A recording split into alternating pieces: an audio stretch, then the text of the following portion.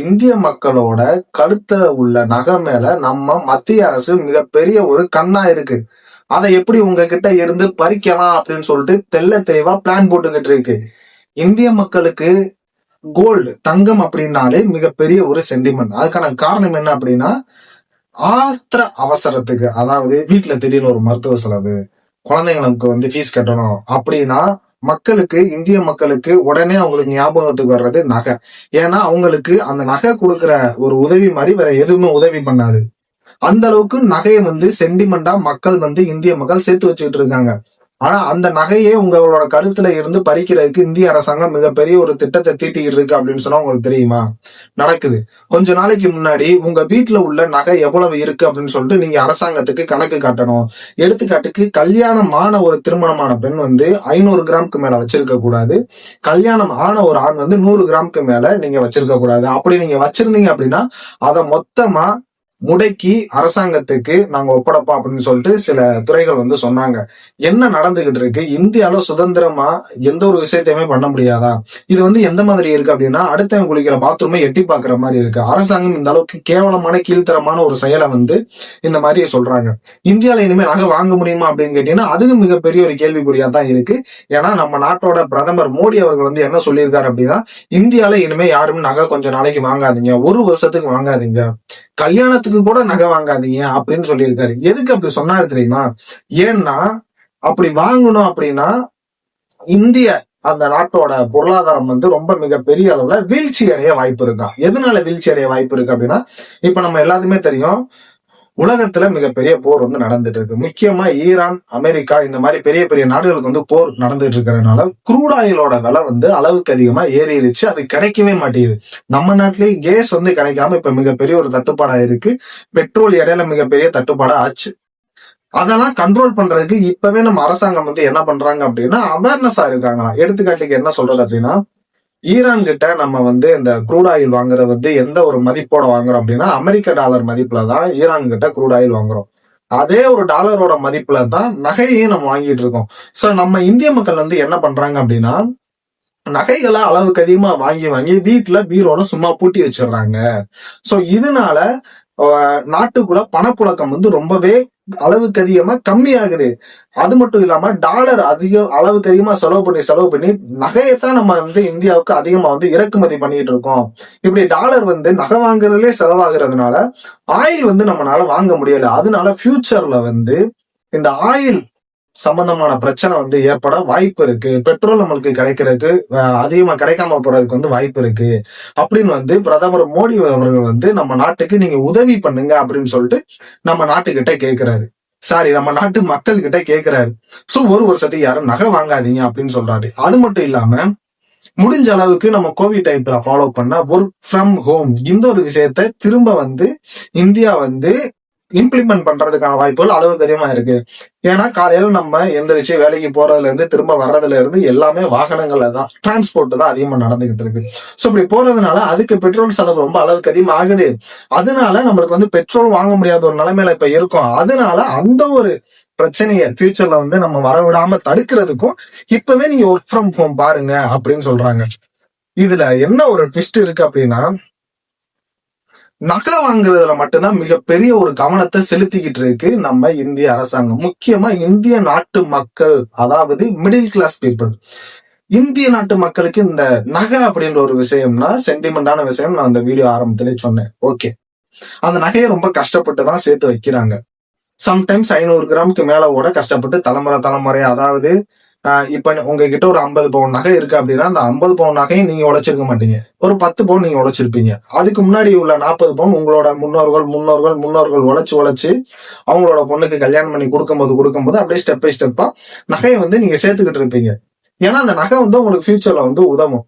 ஆனா கவர்மெண்ட் இப்ப சடனா என்ன சொல்லுது அப்படின்னா, நீ எத்தனை வருஷம் தலைமுறையா வேணாலும் உழைச்சிக்கோ, அது எனக்கு தேவையில்லை. ஆனா இப்ப நீ இத்தனை பவுன் வச்சிருந்த அப்படின்னா அது சட்டப்படி தப்பு.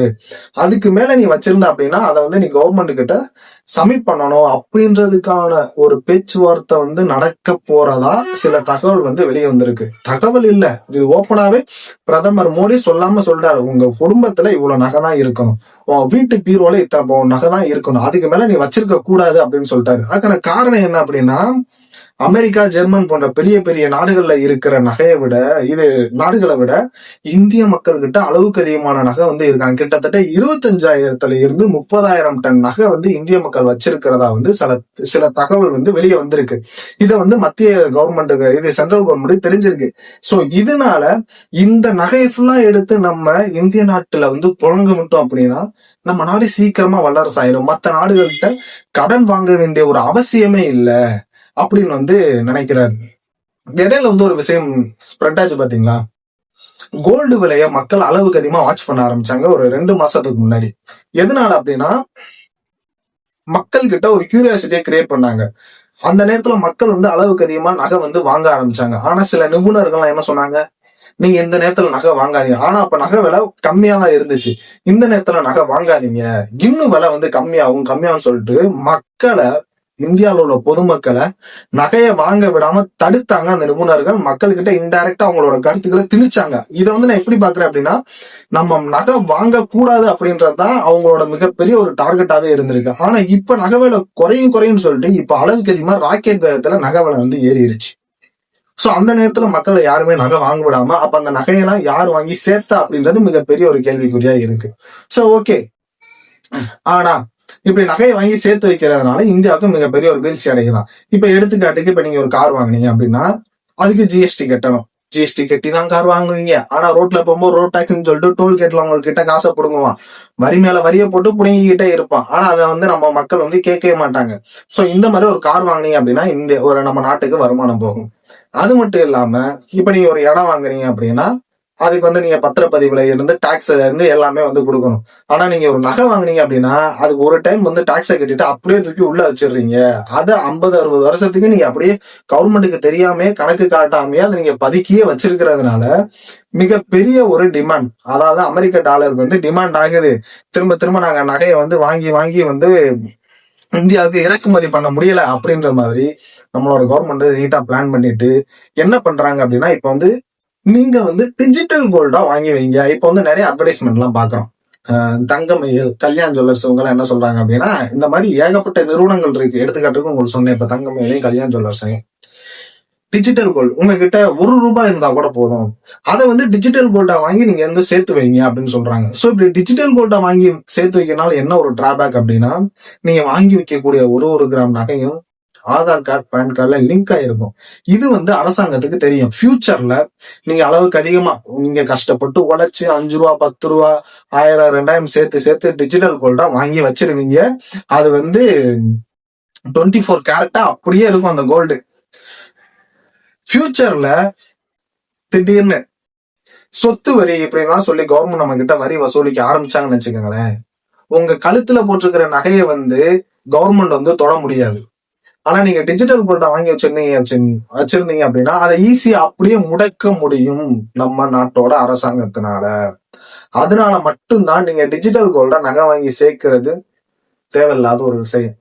சோ மக்களே, இருந்தாலுமே நம்ம இந்திய மக்கள் இந்த டிஜிட்டல் கோல்டு மேலாம் இப்போதைக்கு அவ்வளவா அவங்களுக்கு வந்து என்ன சொல்றது, ஒரு நம்பிக்கை இன்னும் வரல. கையில நகையை வாங்கி வீட்டுல சேர்த்து வச்சாதான் அவங்களுக்கு வந்து நிம்மதியா இருக்கும் அப்படின்ற மாதிரிதான் இந்திய மக்கள் இன்னுமே வந்து சர்வை பண்ணிட்டு இருக்காங்க.